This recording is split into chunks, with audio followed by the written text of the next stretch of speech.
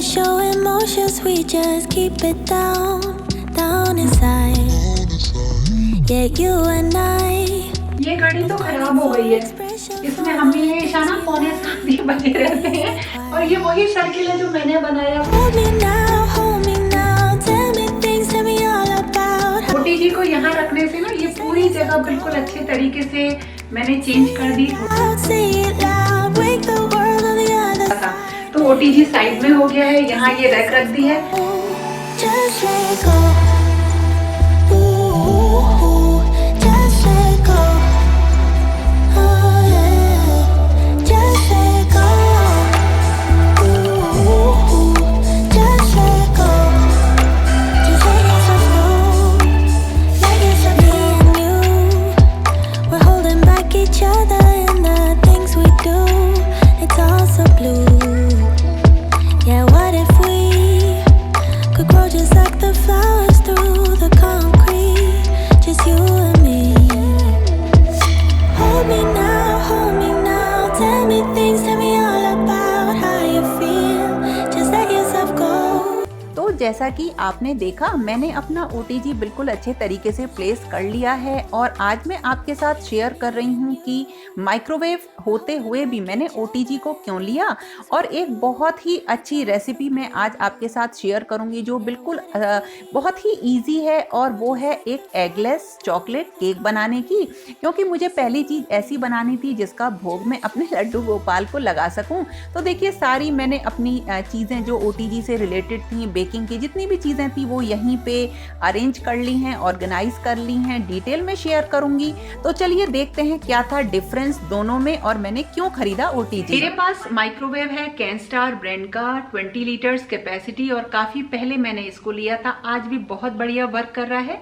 इसके बावजूद मैंने लिया है ओटीजी जो कि हेवल्स ब्रांड का है और इसकी कैपेसिटी है 24 लीटर्स और इसका प्राइस है 6,850 रुपीज़। अब मेरे पास माइक्रोवेव पहले से था तो मैंने ओटीजी क्यों खरीदा, तो उसका रीज़न नंबर 1 तो ये है कि जब कभी भी मैंने माइक्रोवेव में बेक किए हैं मतलब आइटम्स, तो उतने मुझे सेटिस्फैक्ट्री नहीं लगे वो, और उतनी ज़्यादा वैरायटी एक बहुत अच्छी क्वालिटी से बेक हो भी नहीं पाई।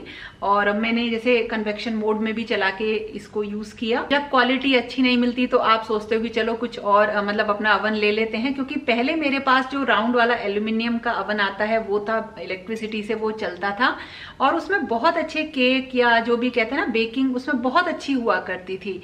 और दूसरी रीज़न ये है कि जब मैंने माइक्रोवेव लिया था तब ये सोचा था कि अरे वाह, बड़ा फास्ट काम हो जाएगा जल्दी, और ऐसा कुछ भी नहीं है।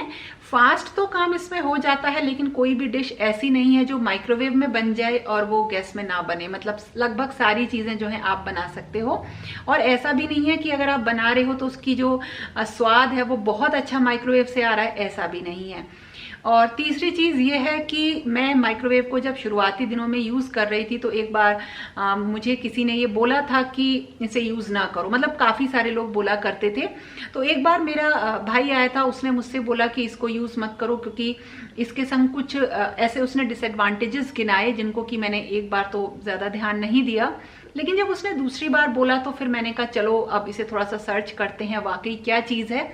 तो मैं काफ़ी दिनों से जो है चीज़ें जैसे कभी टाइम मिला तो देख लिया करती थी, सर्च कर लिया करती थी। तो उसके अकॉर्डिंग अगर मैं आपको एक लेमैन की लैंग्वेज में बताऊं तो वो ये है कि हर फूड आइटम का ना अपना एक मॉलिक्यूलर स्ट्रक्चर होता है, लेकिन जब उस पर रेस पड़ती हैं माइक्रोवेव की, जब उस पर, क्योंकि ये रेस से काम करता है, तो जब रेस पड़ती हैं तो उसका जो स्ट्रक्चर है वो चेंज हो जाता है, क्योंकि वो इसकी एक इसका तरीका है जिससे इसमें चीज़ें हीट होती हैं, कभी डिटेल में मैं आपको बताऊंगी।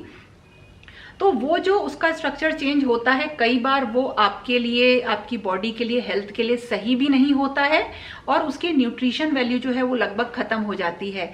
तो इसी तरीके से मैंने रिसर्च पेपर भी देखे 2-3, तो मुझे ऐसा लगा कि नहीं, अब थोड़ा सा माइक्रोवेव को यूज़ नहीं करना चाहिए। और मैं बहुत सेटिस्फाइड भी नहीं थी, बस खाना गर्म करने के काम में ये आता है, और अगर खाना गर्म करने के बाद भी अगर आपको ये नुकसान दे तो उससे तो अच्छा है कि आप इसे हटा ही दें। और ये सारी जो इसकी स्टडी ना, ये मेरी है, मैं गलत भी हो सकती हूँ, और मतलब ये बिल्कुल सही भी नहीं है, हो सकता है।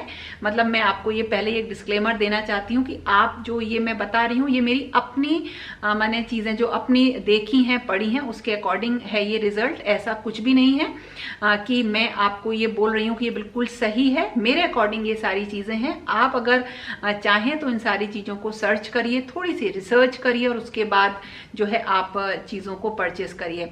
तो सिर्फ इन कुछ रीजंस की वजह से मैंने जो है OTG खरीदा है।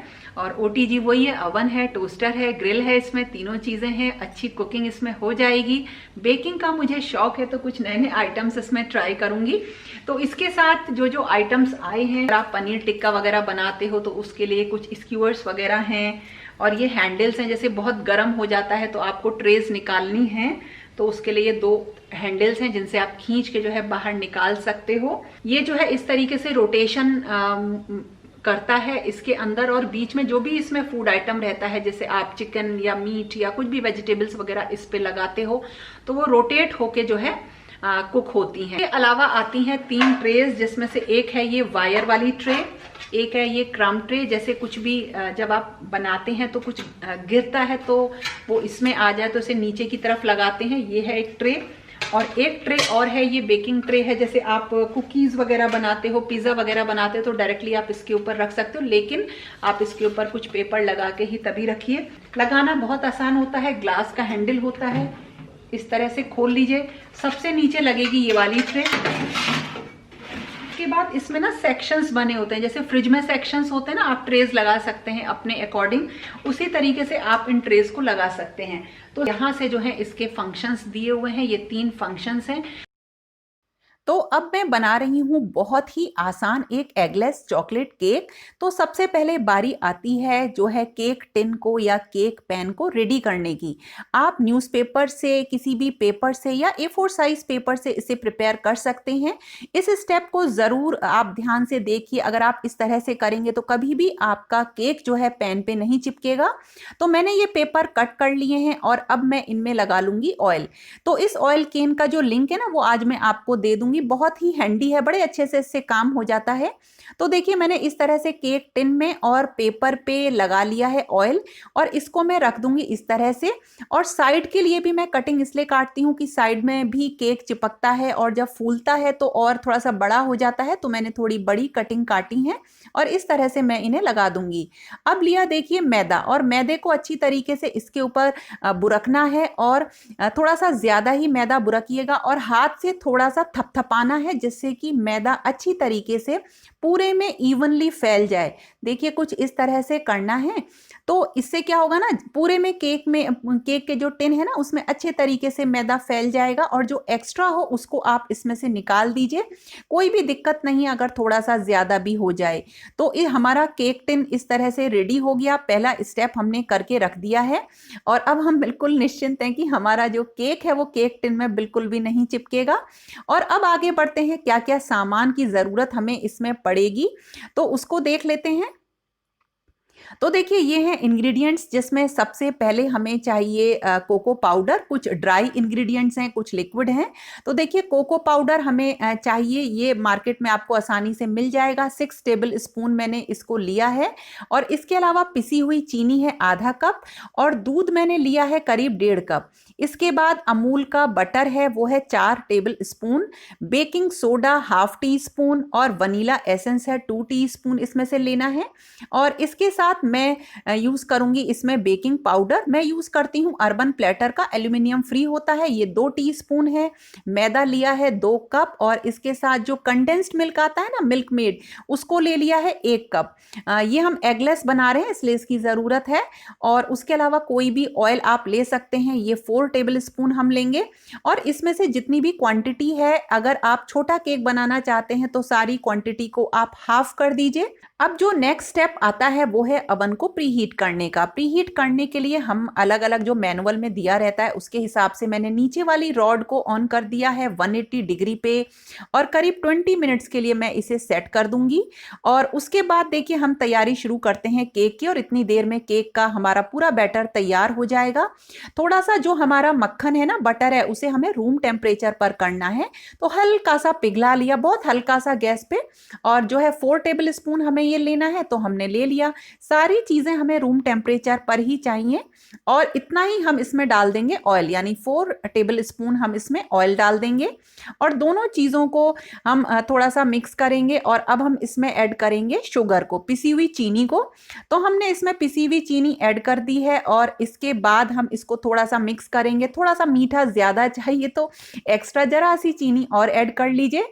अब हम इसमें डालेंगे 1 कप के करीब मिल्क मेड, और इन सारी चीजों को अच्छे से मिक्स करेंगे। थोड़ा सा जोर लगाना पड़ता है चीजों को मिक्स करने के लिए। तो देखिए इस तरह से ये सारी चीजें मिक्स कर लेंगे। और अब बढ़ते हैं आगे। मैदा, जो हमारा 2 कप मैदा था वो लिया। कोको पाउडर हम इसमें लेंगे, और डालेंगे अपना बेकिंग पाउडर जो कि 2 टीस्पून था, और जो है इसके साथ साथ जो बेकिंग सोडा है, ये सारी चीजें डालने के बाद छान लेंगे। इससे ये अच्छी तरीके से मिक्स हो जाता है। तो देखिए ये दूसरा वाला पार्ट भी हमारा रेडी हो गया। और अब हम लेंगे दूध, और सारी क्वांटिटी मैंने आपको पहले ही बता दी है। दूध में डालेंगे हम करीब वनीला एसेंस डालेंगे। वनीला एसेंस ना हो तो आप विनेगर भी डाल सकते हैं। अब देखिए इसको अच्छे से मिक्स किया, और अब हमें क्या करना है ना, थोड़ा थोड़ा जो हमारा ये सूखा जो पार्ट है जो हमने बनाया है, इसको थोड़ा थोड़ा हमें डालना है, और थोड़ा थोड़ा दूध डाल के हमें इसे अच्छी तरीके से मिक्स करना है। तो थोड़ी थोड़ी क्वांटिटी डालिए और इसी तरीके से फेंटते रहिए अच्छी तरह से। पहले तो मैं जब बनाती थी ना, तो हाथ से इसे फेंटा करती थी, जब शुरुआत में मैं बनाया करती थी। और इसे बस हमें अच्छी तरह से मिक्स करना है, एक ही डायरेक्शन में हमें चलाना है। और देखिए इस तरह से ये बिल्कुल अच्छे से रेडी हो जाएगा। और अब हम इसको केक टिन में जो है पलट लेंगे। I've been trying to get you out of my head, oh yeah, but somehow I always seem to wake up in your bed. Baby, if we talk. और देखिए इसे हल्के से हाथों से थपथपा लेंगे ताकि ये ऊपर से बिल्कुल एक सार हो जाए, इवन हो जाए। और इसको हम रख देंगे बेक होने के लिए। 180 डिग्री टेम्परेचर हमने रखा है, और इसी के साथ साथ हम इसे रखेंगे करीब 40 मिनट्स के लिए। आप 30 मिनट्स पे एक बार ज़रूर चेक करिएगा। और केक जो है बेक होना स्टार्ट हो गया। तो जब केक बेक होता है ना, तो इसकी खुशबू फैल जाती है। और देखिए बिहाइंड द सीन्स देखिए कितना सारा जो है बर्तन वगैरह फैल जाते हैं जब कोई भी कुकिंग का वीडियो बनाओ तो। और देखिए केक बन रहा है, और अब जो है तैयार हो गया। अब हमें क्या करना है, इसे सावधानी से हमें निकालना है, और इसको हम इस तरह से प्लेट में पलट लेंगे। देखिए इस तरह से, और हल्के से उठाएंगे। और अब आप चेक करिएगा, ये बिल्कुल भी नहीं चिपका है। बिल्कुल देखिए कहीं पे भी कोई इसमें ऐसा नहीं है कि कागज चिपक गया हो, या केक में थोड़ा सा खराब सा दिख रहा हो नीचे से। तो कागज भी देखिए, पेपर जो है आसानी से इसमें से निकल जाएगा, और बिल्कुल इवन सरफेस आएगी चारों तरफ से। अगर इवन नहीं आती है ना, तो जैसे जो बेकरी वाले लोग होते हैं वो इसे कट कर देते हैं। और देखिए नीचे से कितना अच्छा बिल्कुल ये आया है। केक को थोड़ा ठंडा होने के बाद ही हटाइएगा। तो देखिए कितना फ्लफी केक बना है, बिल्कुल रुई जैसा मुलायम, बिल्कुल बढ़िया, आसानी से। और देखिए ये सारे स्टेप्स जो मैंने आपको बताए ना, इनको बिल्कुल भी मत भूलिएगा। और मजेदार एक केक रेडी हो गया। I've been trying to get you out of my head. और अब हम काटेंगे केक अपने न्यू ईयर का। तो आज OTG का उद्घाटन हो गया। शानू आ जाओ, करण आ जाओ, केक काटते हैं। Baby, if we talk for a minute, then maybe we'd be आ जाओ getting बेटा, somewhere. घंटों लगा दिए तुमने केक को काटने के लिए। I just wanna love you a little to see where this is going. I really need to know, babe. कैसे लग रहा है Shanu? Can we just open up? 'Cause I got to know if बिल्कुल soft बना, बिल्कुल बढ़िया। जरूर try करिएगा।